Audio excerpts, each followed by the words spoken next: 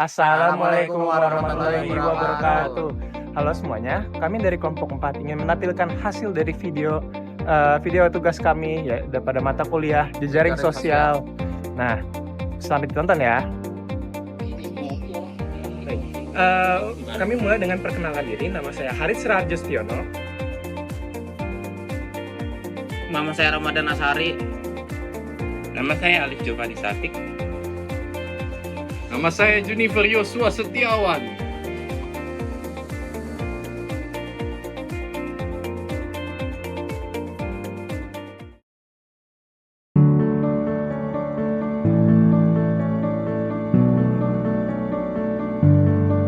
Di era digital ini, kehidupan masyarakat tidak bisa dipisahkan dari teknologi. Mulai dari komunikasi hingga ekonomi, semuanya semakin terdigitalisasi. Namun, apakah kita sudah menjadi warga digital yang baik? Apa tantangan yang kita hadapi dalam digital citizenship? Adalah tidak benar atau hoax. Yang mau saya tekankan, kebiasaan membanding-bandingkan ini berbahaya. Tapi memandang hidup sebatas sebagai sebuah perlombaan, itu nggak sepenuhnya tepat. Pelaku penyalahgunaan data pribadi secara ilegal. Sayangnya, perkembangan teknologi juga membawa berbagai masalah.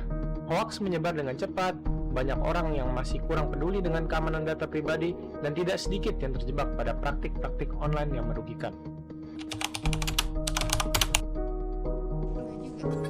Sebenarnya nggak sepenuhnya merasa aman sih, kayak kalau misal di aplikasi-aplikasi yang udah terjamin kayak Instagram atau misal Twitter gitu, kita udah bisa ngerasa aman gitu. Tapi kalau yang kayak aplikasi-aplikasi lain gitu masih belum begitu sih.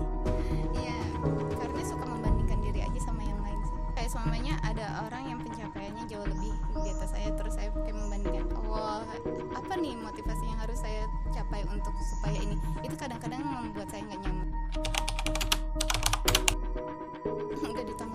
Pasti banyak ya di sosial media, dan kalau menyikapinya emang kudu research dulu sih, cari tahu dulu kebenarannya gimana ya, nggak terima langsung, apalagi di headline berita tuh suka kayak menyimpang gitu kan dari yang sebenarnya gitu. Jadi emang harus pintar-pintar research berita gitu. Kayak udah tahu nih ini kasus-kasus yang harus, kalau semua ini biasanya kalau kayak kasus pemerintahan ya, itu banyak banget hoaxnya tuh. Nah itu saya cari lagi datanya, terus saya searching lagi, saya cari lagi semuanya itunya. Oh kalau semua beritanya ini match ya, berarti itu benar kayak gitu.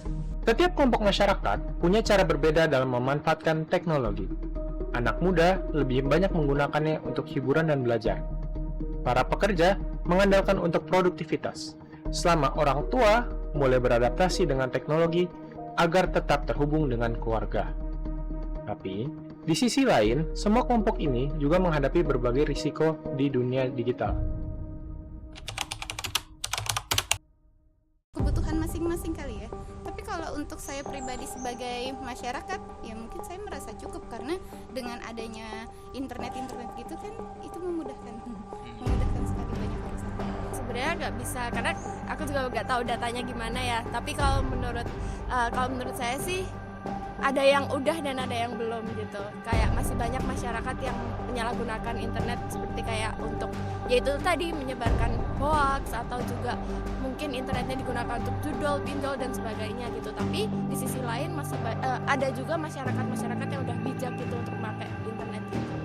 Banyak orang yang berharap internet bisa menjadi tempat yang lebih aman, informatif, dan nyaman untuk kita semua. Tapi di saat ini yang sama, masih ada rasa khawatir karena dunia digital juga dipenuhi dengan banyak ancaman, mulai dari penipuan online hingga penyalahgunaan data. Biasanya saya nggak pernah share sih, maksudnya overshare itu saya nggak terlalu suka. Terus habis itu beberapa inian paling saya kunci gitu, maksudnya kayak sosial media itu saya gembok-gembokin aja. Jadi emang nggak terlalu suka overshare. Sebagai pengguna, kita perlu lebih waspada, apalagi dengan kemajuan teknologi seperti AI yang kini semakin sering digunakan untuk memanipulasi, penipuan, dan penyebaran informasi yang menyesatkan. Salah satu contohnya adalah penggunaan wajah kreator digital untuk mempromosikan tautan atau aktivitas yang tidak bertanggung jawab. Seperti yang ini nih. Anda harus harus hati-hati dengan modus penipuan baru. Saudara, Direktorat Tindak Pidana Siber Bareskrim Polri mengungkap kasus penipuan dengan menggunakan modus teknologi kecerdasan buatan manipulasi wajah.